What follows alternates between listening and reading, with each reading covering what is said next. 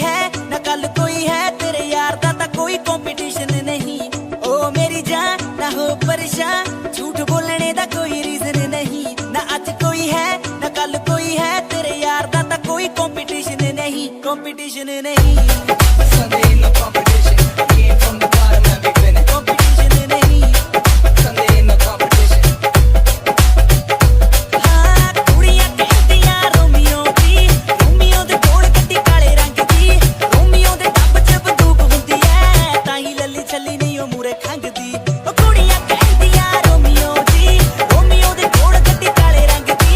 Romeo दे tub च बंदूक हुंदी ऐ, ताही लल्ली छल्ली नहीं ओ मूरे खंगदी। इतना प्यार पिछे ने हजार, मेरा एरा गेरा किसे ना रिलेशन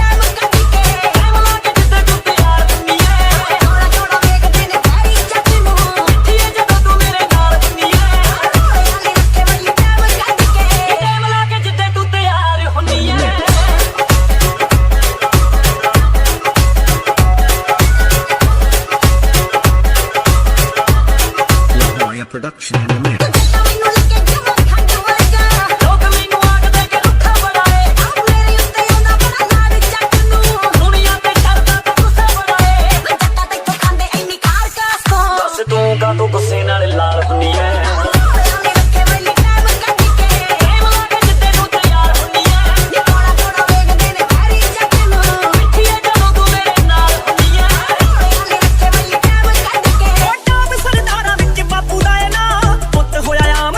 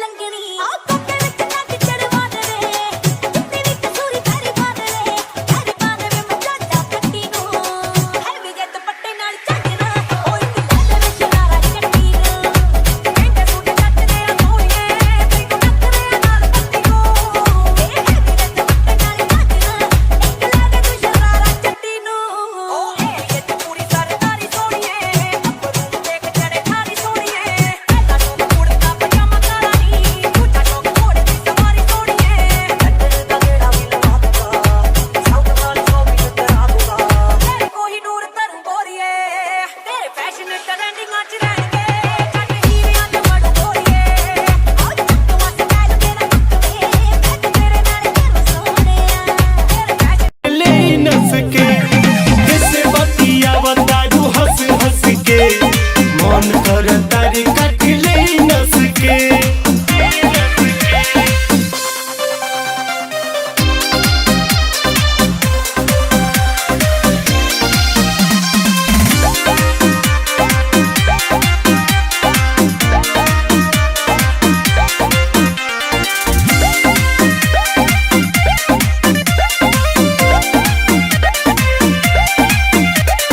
रब की कसम हम तोहरा सिवा दूसरा के ना चाहनी हो तू हमारा के चाहे लू इस सोच के बड़ी खुश रहनी हो तू हमारा के चाहेलू, इस सोच के बड़ी खुश रहनी हो। रब की कसम हम तोहरा सिवा दूसरा के ना चाहनी हो तू हमारा के चाहेलू इस सोच के बड़ी खुश रहनी हो। अब सोचने वाली बात ये थी कि ये आदमी कौन था। दोस्तों, ये डेविड था जो फिल्म की स्टार्टिंग में दिखा था। ये यहाँ पर एलिजाबेथ के साथ आया था। डेविड इन सभी को एलियन के बारे में सब कुछ बता देता है। डेविड ने यहाँ पर कई चीजों पर एक्सपेरिमेंट भी किए होते हैं। वो बहुत ही स्वार्थी हो चुका था।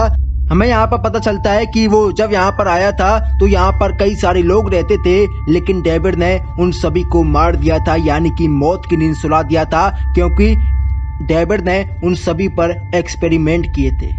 तो ये बातें दूसरे रोबोट को बता रहा हूँ। दोस्तों, ये डेविड था जो फिल्म की स्टार्टिंग में दिखा था। ये यहाँ पर एलिजाबेथ के साथ आया था। डेविड इन सभी को एलियन के बारे में सब कुछ बता देता है। डेविड ने यहाँ पर कई चीजों पर एक्सपेरिमेंट भी किए होते हैं। वो बहुत ही स्वार्थी हो चुका था। हमें यहाँ पर पता चलता है कि वो जब यहाँ पर आया था तो यहाँ पर कई सारे लोग रहते थे, लेकिन डेविड ने उन सभी को मार दिया था, यानी कि मौत की नींद सुला दिया था, क्योंकि डेविड ने उन सभी पर एक्सपेरिमेंट किए थे। वो ये बातें दूसरे रोबोट को बता रहा होता है। वो कहता है कि तुम ये बातें किसी और को नहीं बताओगे, क्योंकि तुम भी मेरी तरह उन्हें हमला कर दिया होता है और देखते ही देखते वो सब ही उसे अपना भोजन बना लेते हैं और मेलिनी और साथी भी वहां पहुंचते हैं, लेकिन वो भी उन हाइब्रिड बच्चों के प्लान का एक हिस्सा होता है। वो बच्चे अब उन्हें भी घेर लेते हैं। इसके बाद मेलिनी और उनके बीच एक फाइट होती है, जिसके बाद वो बच्चे वहां से भाग जाते हैं। अब ये सभी लैब पहुंच जाते हैं। वहां मौजूद कैलरिन अब लैब में एक गैस फैला देती है, जिसकी वजह से कैलरिन को छोड़ सभी बेहोश हो जाते हैं। इसके बाद डॉक्टर मेलिनी को घसीटकर ऑपरेशन के लिए ले जाती है। अब ये सच सामने आता है कि डॉक्टर कैलरिन को एक ब्लड इन्फेक्शन, लेकिन इनमें से कोई भी उसकी बातों पर विश्वास नहीं करता। अब सिवाज एलेक्स को उसकी कैंपिंग वाली जगह पर ले चलने को कहता है। इसके बाद एलेक्स इनके साथ आगे बढ़ने लगती है। रास्ते में इनको एक पलटी हुई बस मिलती है। नेट जब उस बस को चेक करता है तो उसमें एक गन और एक चाबी मिलती है। मिली हुई गन को नेट अपने पास छुपा लेता है, जिसे वो वोल्टर को दे देता है। गाड़ी को खोलने पर इनको उसमें ढेर सारा पैसा मिलता है। सिवाज सबको दो दो भाग लेकर आगे चलने को कहता है, लेकिन वोल्टर जख्मी था, इसलिए वो बैग ढोने से इनकार कर देता है। सिवाज के फोर्स करने पर वोल्टर उस पर नेट की दी हुई गन के साथ हमला करने की कोशिश करता है, लेकिन उसमें गोली नहीं होती। सिवाज को इससे बहुत गुस्सा आता है और वहाँ जितने भी पिग आते हैं वो इन्फेक्टेड होते हैं, जो किसी को भी नुकसान पहुंचा सकते हैं, इसलिए वो उन्हें मार देती है। अब ये लोग मैकेनिक की तलाश में उस औरत के साथ उसके घर पहुंचते हैं। अब बातों ही बातों में हेनरी का जिक्र होता है, जो वो उनसे हेनरी के लुक के बारे में पूछती है। और एक फ़ोटो भी दिखाती है। वो कहती है कि हेनरी उसका कज़िन है। ये सुनते ही दोनों काफ़ी घबरा जाते हैं और वहाँ से जाने का फैसला करते हैं। अब सीन शिफ्ट होता है और दिखाया जाता है कि कैबिन के पास एक लेडी इंस्पेक्टर आती है जिसका नाम विंगस्टन होता है। उसे पोल बताता है कि उन पर एक इन्फेक्टेड इंसान ने अटैक कर दिया था। वो अब रिपोर्ट लिखती है, लेकिन उस वक्त उस इंस्पेक्टर का बिहेव थोड़ा अजदर्द होता है। वो जब जूते निकालता है तो वो हैरान रह जाता है। वो देखता है कि उसका पैर एक भेड़ की तरह हो गया है। अब उन्हें कई भेड़ अपनी ओर आते हुए नजर आते हैं। ये देखते ही वो भागने लगते हैं। भागते भागते एक लैब में चले जाते हैं जहाँ भेड़ों पर एक्सपेरिमेंट किया गया था।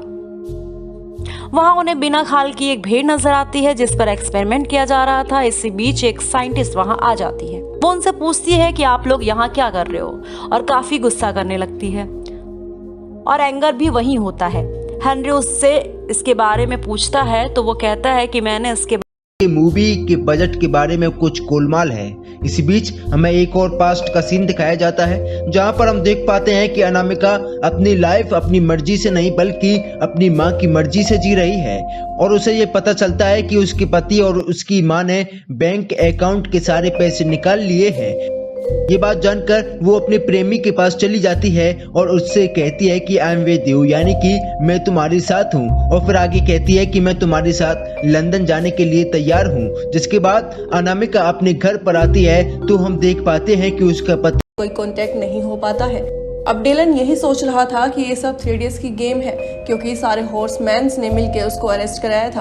और थ्रेडियस कहता है कि ये सब मैंने नहीं कराया है, लेकिन मैं ये जानता हूँ कि ये सब कैसे हुआ है और इस टाइम पे हॉर्समैन्स कहाँ पर है, और मैं तुम्हें उनके पास लेकर जा सकता हूँ, लेकिन ये तभी पॉसिबल होगा जब मैं जेल से बाहर आऊँ। उधर हम चारों हॉर्समैन्स को एक मैजिक शॉप में देखते हैं और यहाँ पर डैनियल आई कम्युनिटी को कॉन्टेक्ट करता है, क्योंकि वोल्टर की बात मानने का भी उनका एक रीजन था कि वो उस चिप को चुरा कर आई को दे देंगे, और इसलिए डैनियल अब आई को कॉन्टेक्ट करता है और अब वो बहुत ज्यादा अलर्ट सिक्योरिटी से लड़ूंगा। एजेंट टीनेजर लड़ाई शुरू कर देता है, लेकिन फाइनली एनेबिस उसको पकड़ लेती है। तो एनेबिस सबके सामने लाइव आके उस बच्चे को मार देती है। उसके बाद रेड टेल्वन कहता है कि मैं उसे छोड़ूंगा नहीं, तो वो उसके पास उसके अड्डे पर जाता है और वहां जाकर उसे मारने की कोशिश करता है, लेकिन रेड टेल्वन भी मारा जाता है। जब प्रेसिडेंट को इस बात का पता चलता है तो वो परेशान हो जाता है कि ऐसे कैसे हो सकता है, रेड टेल्वन कैसे मर सकता है। राइट हुक ने एक और बच्चे को ट्रेनिंग दी थी जिसका नाम है लिटिल विंगर्स। वो भी मार्वलस मैन जैसा होता है और उसे बेचता है एरेबिस के अड्डे पर।